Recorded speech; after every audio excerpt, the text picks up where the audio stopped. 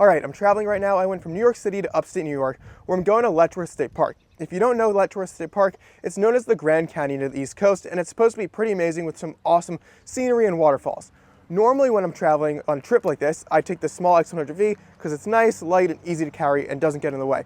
But I've got something a bit different and a bit bigger today. This is the GFX100S2. It's an 102 megapixel medium format camera. So let's head to the park and take some insanely detailed photos.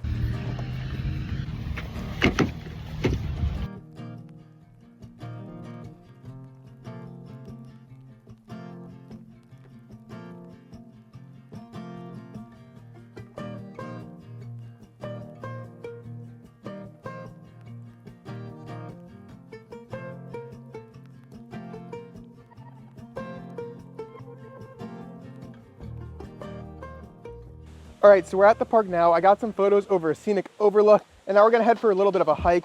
I'm already noticing the weight of this camera. It's a big camera and it's heavy, so having it on the Peak Design capture clip has saved my neck a lot. I also have the PGY Tech strap on my neck, just in case it falls off the capture clip, and if I do take it off the capture clip, I have that strap as a safety net.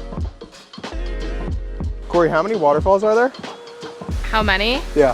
Not sure. So this is waterfall number one of a few, I think? Yeah, no, there's one really big one that's really cool. Now the 100S2 does have IBIS, so you can handhold longer exposures. I'm at 1/20th of a second.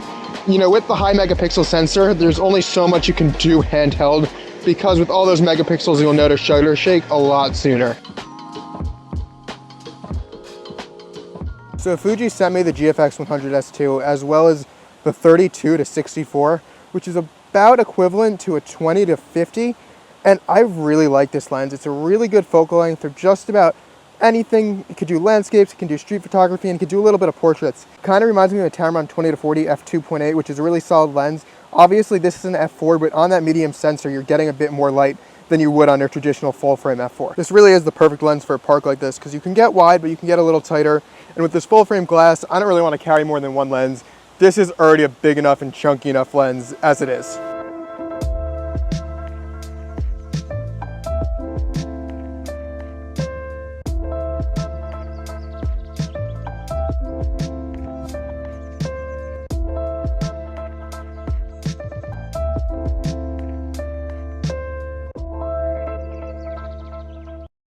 So a lot of people, when they're using the GFX cameras, say it's a slower experience and they shoot slower.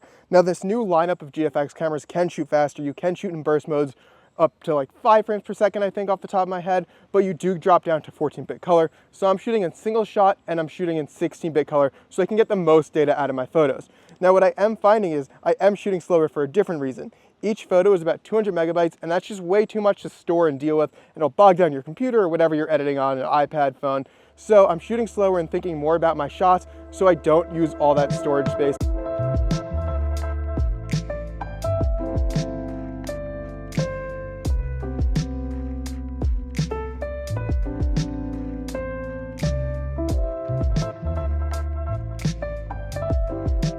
I've been shooting for a while now. A couple of things I've noticed using this camera is the rear screen is really nice. It's big, it's super clear, and it's really easy to see all the details that this giant sensor's picking up.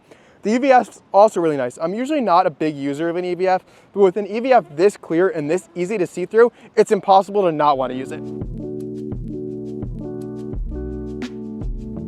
Being that I'm shooting in the middle of the day, I've got some pretty contrasty scenes between the skies and the trees, so it'll be interesting to see how medium format handles pushing and pulling the highlights and the shadows in post. One thing I'm not super impressed so far with the GFX100S2 is the battery life. This camera uses the same batteries that's in the X-T5 and a lot of other Fuji cameras, and I think for the size of the sensor and how much power it needs, it's a little underpowered. I've shot 104 photos so far, and I've only down to 3 bars of battery, so about half the battery is used shooting 100 photos. Now, you can recharge with the USB-C, which does mitigate this a little bit, but you might want to carry a couple extra batteries when you're carrying this camera with you.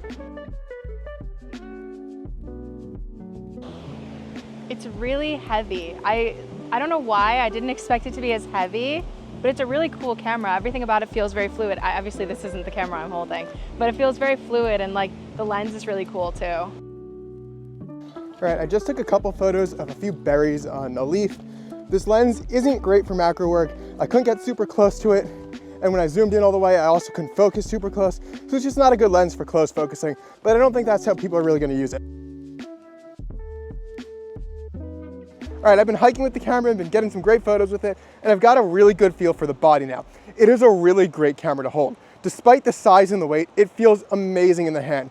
The grip's super deep, and it's probably one of the best cameras I've physically held, and I've held a lot of cameras before. That being said, I don't care for the screen on the top. I don't use it. It's a nice feature. A lot of photographers love it, but it's just not for me. I'd rather have a dial for exposure compensation or ISO there, which I think would be a little more usable. So let's go take our last couple of photos, head home, and edit them.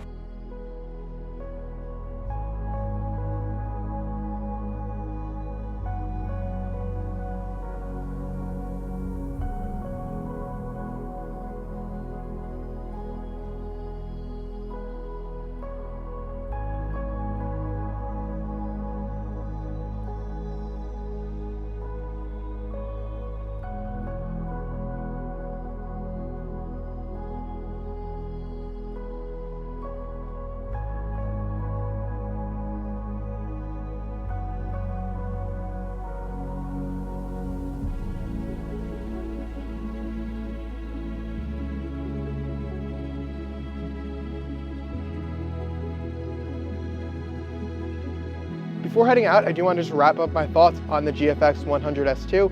And to start off, this was the perfect camera to shoot Letchworth State Park at.